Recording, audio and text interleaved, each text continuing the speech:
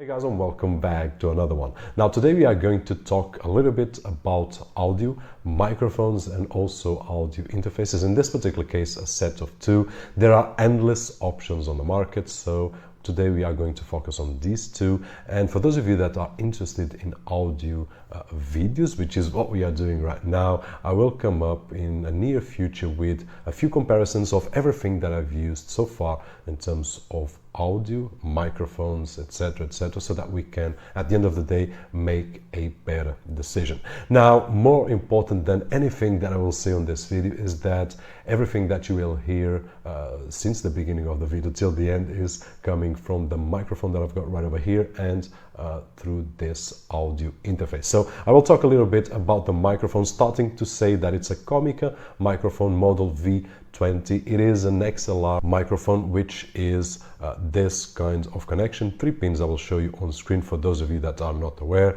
It is made of a metal alloy, so it's a strong connector. It is of course a lapel microphone or lavalier microphone, as you guys can see on my shirt right over here. It also comes with a dead cat, so that we can use if we go to the outside and there's wind and so on and so forth, so that it cuts that wind. This microphone in particular requires 48 volts of phantom power, which most microphones with an XLR connection do. It has an omnidirectional pattern which captures noise from all sides, and this model in particular has 1.8 meters of cable. There is also another same microphone with a longer cable of roughly 4 meters, and depending on the usage that we will give to this microphone, we will want a shorter cable like this one that I've got right over here, or a longer one if you are doing some movements and if you have your connection further away. Now, moving a little bit to the audio interface, as you guys are watching right over here, but I'll show you a few better images on screen. This is an interface connected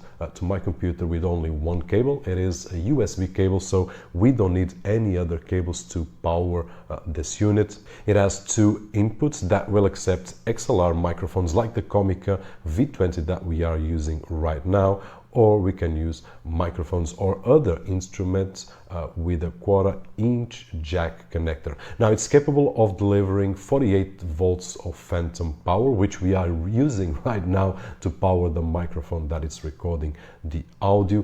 And this is something also that most audio interfaces have, so it's no surprise that this one has as well. Now, taking a look at the front panel, as I said, it has these 2 inputs right over here that we can use for microphones or instruments. Besides those 2, we also find input gain control for each audio source, a microphone or instrument option for each input, which is the button that we can press right over there, and it will change the frequency. And then we also have a pad button that will control the audio input, especially if it is too strong, and then we will get a better control over it. Then it has a signal LED, which just means that we are getting signal from our audio source. And if you guys look right now, when I shut up, the little signal will go out, and when I speak, the signal will go blinking, which means that the voice is coming. Now, it also has another light on top, which is the clip light. As you guys can see, if I talk too loud over there, which I will not do here, but it will send me that red signal stating that I'm clipping. Now, we also find the direct monitor, which will give us a no latency connection to the audio that we are recording, so I can hear exactly what I'm recording. There is also a output knob that will set the volume level of the 2 outputs that we will find on the back of this interface, and it also has the headphones control knob that will control the volume of the headphone jack at the front, as you guys can see right over there. And finally, there are also 2 LEDs at the front. One will let us know that the unit is on, it's powered on, and the other LED will show us if we have phantom power delivery active, which, as you can see right over here, we have at this moment, because if we don't have, the microphone simply won't work. And going to the conclusion, guys, what I can say is that, first of all, as I stated in the beginning, the most important is that you have the chance to hear this microphone microphone working with this Behringer audio interface, so that at the end of the day you can decide if this is a setup for you that pleases you or not. And the other most important factor that I find on this video is that this is, as far as I've used in terms of audio setups, this is a really balanced in terms of price to performance. Now the microphones with XLR are not very cheap, at least not as cheap as these cheaper microphones, but I do believe that this setup right over here is very well balanced between price to performance or price to audio quality, especially for this kind of video right over here. And guys, this is it. Hopefully this video was helpful in some way, and if it was, don't forget that usual thumbs up. My name is Roberto George, and as always, I'll see you guys on the next one.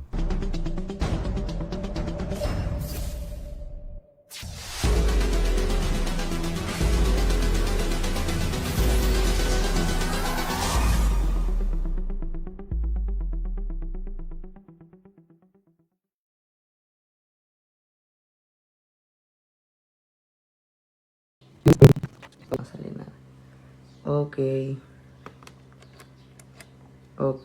Okay.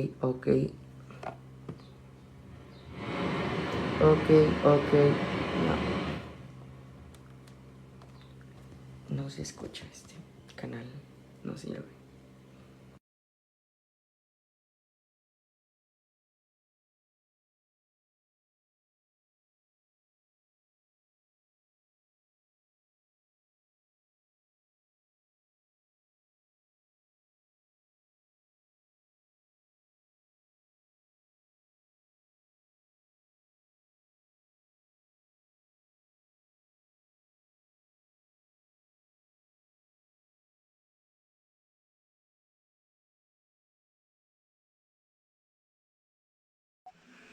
Yes, for the moment,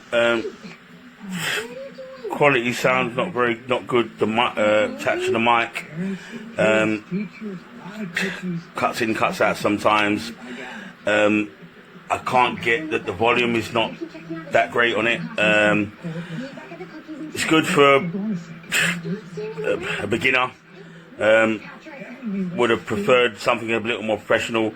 More inputs would have been better, but was it worth the money? I suppose to a point, but definitely not a 5-star product.